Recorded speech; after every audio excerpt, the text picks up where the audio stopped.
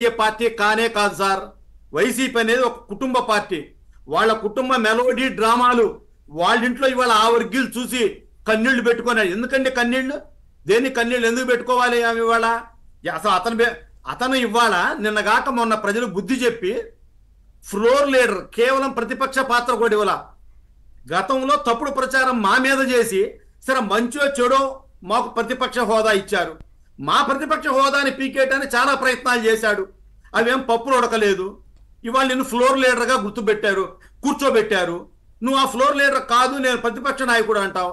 ఆ రోజు ఏం చెప్పావు? నేను ముగ్గురిని లాగితే నీ ప్రతిపక్ష హోదా కూడా ఉండదని ఒక వికటాట్టహాసంగా ఒక సీనియర్ నాయకుడిని, జాతీయ నాయకుడిని, 14 సంవత్సరాల పాటు ఈ రాష్ట్రానికి ఎనలేని సేవలు చేసిన సీనియర్ నాయకుడిని పట్టుకొని అసలు అసెంబ్లీలో అనరాని మాటలు ఎంత తీవ్రంగా వాళ్ళ కుటుంబ సభ్యులను కూడా, చివరికి ఆయన ఆహార్యాన్ని కూడా, చివరికి లోకేష్ గారి ఆహార్యాన్ని కూడా ఇంత చేసిన మీరు ఇవాళ ప్రజలు మీకు సరైన గుణపాఠం చెప్తే ఏదో ప్రజలు మాకు మంచి మ్యాండేట్ ఇవ్వలేదు, ప్రజలు ఇచ్చింది అందుకు కాదు, చంద్రబాబు నాయుడు గారు, పవన్ కళ్యాణ్ గారు వాళ్ళు ఇచ్చే వాళ్ళ మోసపూరిత వాగ్దానాలని మాట్లాడుతూ ఉంటారు. అసలు పవన్ కళ్యాణ్ గారిని ఏంటండి, పవన్ కళ్యాణ్ గారు ఎమ్మెల్యే కాదు కదా, ఎంపీటీసీకి కూడా గెలవడా? ఆయన అసెంబ్లీ గేటు కూడా తాకనివ్వరా? లోకేష్ అనే వ్యక్తి సర్పంచ్గా కూడా గెలవడా? ఇవాళ ఛాలెంజ్ చేసి చెప్పారు, ప్రజలు ఛాలెంజ్ చేశారు. నీకు ఇచ్చిన మెజారిటీ ఎంత పులివెందుల్లో? లోకేష్ గారికి వచ్చిన మెజారిటీ ఎంత? పవన్ కళ్యాణ్ గారికి వచ్చిన మెజారిటీ ఎంత? ఇవాళ సిగ్గుపడాలి వైకాపా నేతలు.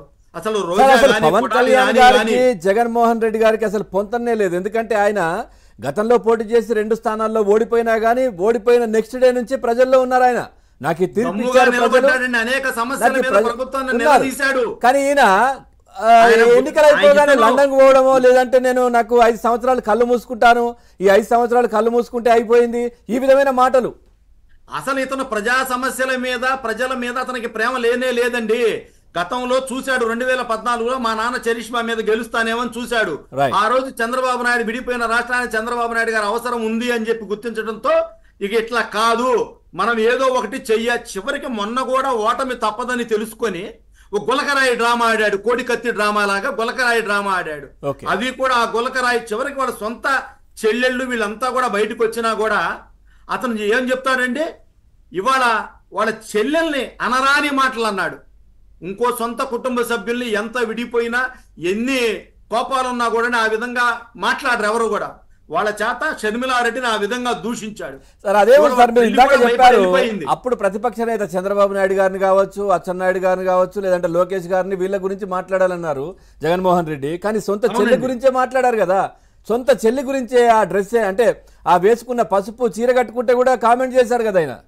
ఏమండి, అతని పదవికి అతని నోటికి ఎవరైనా ఎదురు చెప్పితే సహించే ప్రసక్తే లేదు. గతంలో మనం విన్నాం, ఒక ఎమ్మెల్యే చెప్పాడు, పోయి వైసీపీ ఎమ్మెల్యే, సార్ పరిస్థితి బాగాలేదు, లిక్కర్ పాలసీ బాగాలేదు, శాండ్ పాలసీ బాగాలేదు, మనం ఏదన్నా మార్చుకుంటే బాగుంటది, మనం కలకాలం ఉండాలంటే ఇది పద్ధతి కాదంటే ఏం మాట్లాడుతున్నావు నువ్వు?